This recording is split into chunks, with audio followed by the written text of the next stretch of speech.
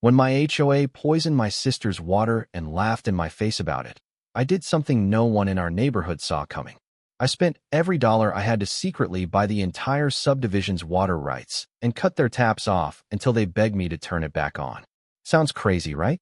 But when people in power think they're untouchable, sometimes the only way to make them listen is to take away what they think they own. I still remember the day. It started like it was yesterday. It was early summer, hot and sticky, the kind of day where the air smells like cut grass and distant sprinklers. I'd just gotten home from work and saw a white envelope sticking out of my mailbox with that awful red stamp, violation notice. That made 3 that week. I didn't even open it before walking inside, just tossed my keys on the counter, already knowing who it was from. My sister Lily called from the kitchen. Another one? She was half laughing, half exhausted. Let me guess. Queen Margaret found another way to ruin your day? I tore it open, muttering. Apparently, my garden gnomes are considered unsightly decorative items that diminish neighborhood aesthetic value.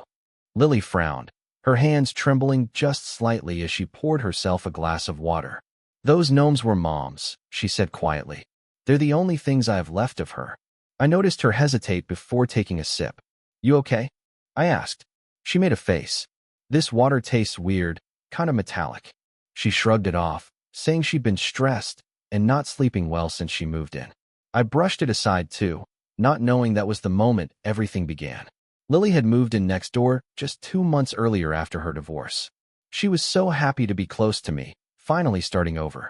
But she'd landed right in the crosshairs of our HOA president, Margaret Reynolds, a woman who ran our neighborhood like it was her personal kingdom. She had this short blonde bob that never moved and a pearl necklace that glared in the sun.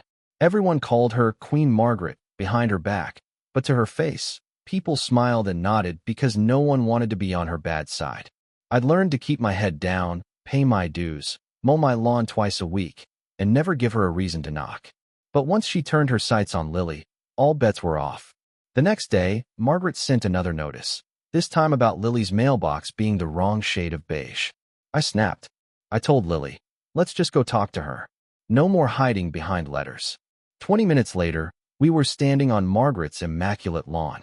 Every blade of grass looked copy-pasted, and her flower beds were lined with perfect little white stones. She opened the door wearing tennis whites, her smile freezing when she saw us. We need to discuss these constant violations, I said, holding up the newest notice. Her husband, Greg, appeared behind her, tall, red-faced, and wearing a polo that matched his truck in the driveway. Is there a problem here? He asked in that slow, smug tone some men use when they already think they've won. No problem, Margaret said sweetly. Just some neighbors who don't understand that rules exist for a reason. Then she turned to Lily and said, those gnomes violate Section 7, Paragraph 3. Remove them by tomorrow or face a $100 fine. They belong to my mother, Lily said, voice trembling. Not my concern, Margaret cut her off. And while we're at it, your hedges are 2 inches above regulation, and your mailbox needs repainting. Approved colors are almond or sand. I felt the heat rising in my chest. This is harassment, Margaret. You've sent her 15 violation notices in 6 weeks. She smiled that politician smile. If following the rules is too difficult, perhaps this isn't the right community for your family. The way she said family made it sound like an insult. We left, but I caught Greg saying, we'll be doing waterline inspections tomorrow. Make sure your access points are clear. I didn't think much of it then, but later that night, when Lily doubled over sick and whispered that her stomach felt like it was on fire, those words came rushing back. I filled 2 bottles with tap water, one from my house, one from hers. Hers smelled faintly chemical, like wet metal. The next day, I watched through my window as Greg and 2 men in shirts that said Reynolds Construction moved from house to house, supposedly checking pipes. But they only stopped at certain homes. Lily's, the Patels, who'd argued about HOA fees last month, and old Mr. Garcia's, who'd once told Margaret her roses looked fake. That night, Lily called me from the floor of her bathroom, crying. I rushed her to the ER. The doctor, a calm woman named Dr. Alvarez, looked at me after running tests and said softly, your sister shows signs of metal poisoning, possibly copper sulfate. Has she been around pesticides? Copper sulfate. I knew that name. My dad used it on the farm when we were kids to kill algae in ponds. It's toxic, not something you'd ever drink. I told the doctor about the HOA's inspection. She nodded gravely. Get that water tested immediately. 3 days later, the lab results confirmed it. Dangerous levels of copper sulfate in Lily's water supply. The technician said it wasn't corrosion or accident. It was deliberate. That night, I sat in her hospital room watching her sleep, tubes in her arm, her skin pale. My phone buzzed. A text from Margaret. Heard about Lily. So sorry.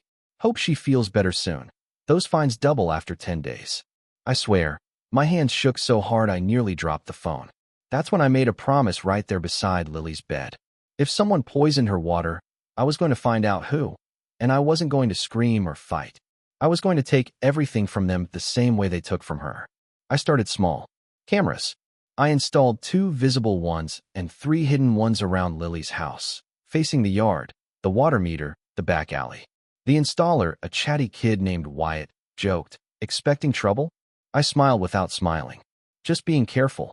2 nights later, at 2:17 a.m., my phone buzzed.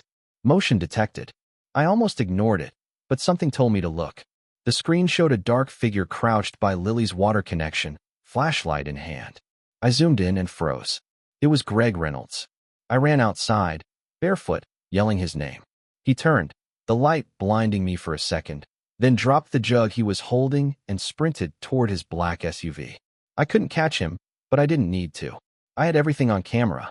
The next morning, I took the video and the jug, still half full of chemical-smelling liquid, to the lab. Results came back, concentrated copper sulfate solution. I took it straight to the police. The officer watched the footage twice, then shrugged. Looks bad, but we can't prove intent. He could claim he was treating pipes for algae. At 2 a.m., without telling anyone, I nearly yelled. He just handed back my phone. It's a civil matter, ma'am. Document everything. Talk to a lawyer. That was the day I stopped believing in the system. I marched to the community center where Margaret and her cronies were planning the summer picnic. She looked up from her clipboard, all pearls and lipstick. If this is about your sister's violations, please file an appeal form, she said. I hit play on my phone. The video of Greg pouring poison into Lily's filter filled the screen. What is this? I demanded. She watched calmly, then laughed. A sharp, cruel sound that made everyone in the room stare. Tom was checking for leaks.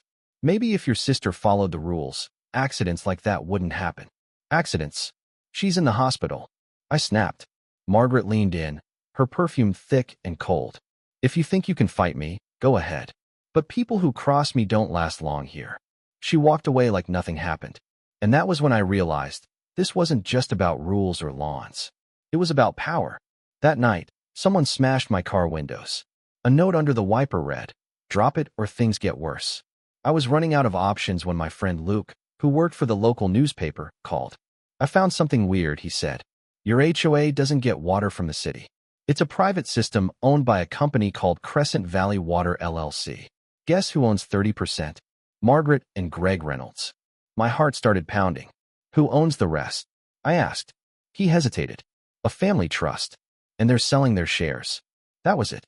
My way in. The next few days were a blur of paperwork, phone calls, and sleepless nights. I mortgaged my house, drained my savings, cashed in my small retirement fund. Everyone I knew thought I'd lost my mind. But when I signed the last document and the lawyer slid the folder across the table, I felt something click into place. I didn't just own a house anymore. I owned the water. 3 days later, Margaret called an emergency HOA meeting to announce new water fees and fines. Right as I walked in holding that same folder, the room went quiet. She smiled, that fake politician smile. We're discussing community maintenance issues, she said. Members only. I stood up. Before you vote on anything, I think everyone here deserves to know something. 3 days ago, I purchased controlling interest in Crescent Valley Water LLC. The silence that followed was deafening. You could hear the air conditioning hum. Margaret blinked, confused. That's impossible. I handed copies of the papers to the nearest neighbors. It's not. I now own 51% of this community's water rights. Her husband jumped up, red-faced. You can't do that. Already did, I said, calm as ever. And as the new majority owner, I'm conducting a mandatory safety inspection that requires shutting off water to certain properties. starting with every board member who voted against investigating the poisoning. The room erupted. Margaret lunged for the papers. "This is illegal," she screamed. "You'll regret this." But then Bob, our retired judge neighbor, picked up the documents and said quietly, "They look legitimate." Margaret's face went white. That night, I sat with Lily at my kitchen table, laptop open to the control system. "Are you sure about this?" she whispered.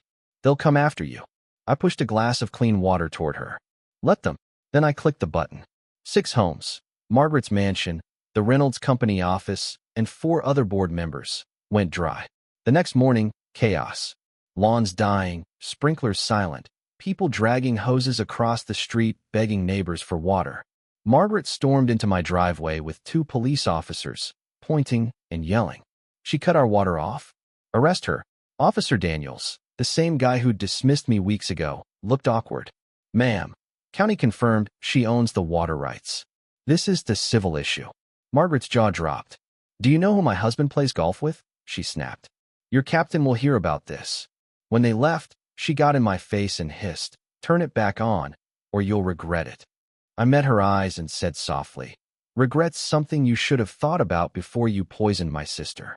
By day 2, her lawn was yellow, her pool half drained, and she was seen loading bottled water into her SUV. Neighbors started whispering. Melissa from across the street, who used to avoid me, brought cookies. "We all knew something was off," she said. "But she's ruined people before, spread rumors, cost jobs." We were scared. "Not anymore," I told her. By day 3, news trucks rolled in. The headline on the evening broadcast: HOA president accused of poisoning residents' water. Reporters showed documents I'd anonymously sent, fake inspection reports, chemical receipts, contracts linking Reynolds Construction to contaminated pipes. The footage of Greg smashing my car played on loop. That night, a knock on my door. Bob, the retired judge, stood there with half the neighborhood behind him. "We've called an emergency meeting," he said. "We want new leadership." The next afternoon, Margaret's throne finally toppled. Greg had been arrested for property damage and tampering with utilities. The HOA board dissolved under pressure. The new interim board, made of neighbors who once feared her, voted unanimously to open a full investigation into the contamination. When someone asked about restoring water to the affected homes, all eyes turned to me. I thought of Lily's pale face in that hospital bed. Water will be restored once they sign statements admitting what they did and agree to pay all medical expenses. By sunset, 5 of the 6 had signed. Only Margaret held out. That night, my doorbell rang. It was her. No pearls, no posture, just a broken woman holding papers. "Here's your confession," she said bitterly. I flipped through them. These don't admit guilt. They blame vandals and bad luck. Her voice cracked. "What more do you want from me? You've already won." "I want the truth," I said. Her eyes hardened. "Fine. Greg added the copper sulfate. It was just supposed to scare your sister. We didn't think she'd end up in the hospital." She took a step closer, her voice turning to venom. "But if you think this is over, you're dead wrong. My husband knows people." That's when I held up my phone, recording light blinking red. "Was that a threat, Margaret?" I asked. Her face drained of color. She stumbled backward off my porch and left without another word. The next morning, police cars lined her driveway. They'd found barrels of chemicals in her garage and falsified invoices showing she'd pocketed HOA funds for repairs. She and Greg were both taken away in handcuffs. I watched from my porch with Lily beside me, sipping clean, cold water. She smiled weakly. "Is it wrong that I'm enjoying this?" I shook my head.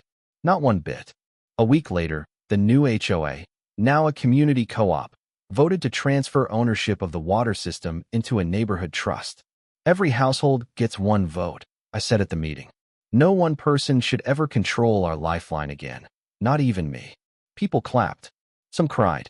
Now, months later, things look different. Lawns grow wild in some places, and honestly, I like it that way. Kids run through sprinklers without fear. Lily teaches a little water safety class at the community center. And the garden gnomes?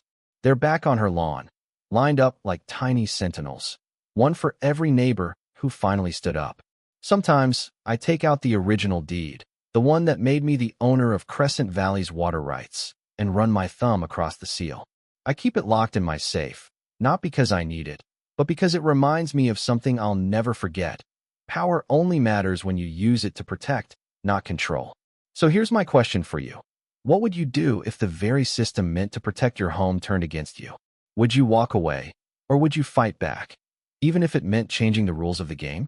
Because sometimes, the only way to stop a bully isn't by playing by their rules, it's by owning the water they drink.